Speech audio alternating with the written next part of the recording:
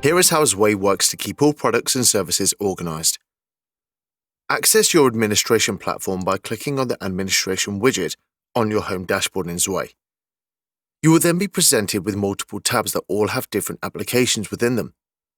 For organizing your products and services, you will want to focus on the Products and Services tab.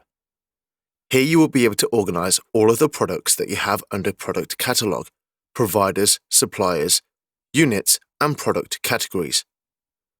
The Product Categories dictionary allows you to categorize your product, such as dishwasher or freezer.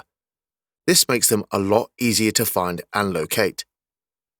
To add a new category name, simply click on the Add button in the top right-hand corner. You simply give it a name, and the form is complete. This process is the same for adding new units that the products are measured and sold in, and for adding their supplier or provider. Now, open the Product Catalog dictionary. In the Product Catalog, you will have a full list of your products, with all the information underneath including the category, unit size, provider or supplier, along with a few bits of additional information.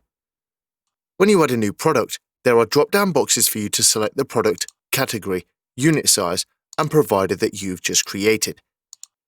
Now you can organize all of your products by any of these categories, so you don't waste your time trying to track them all down.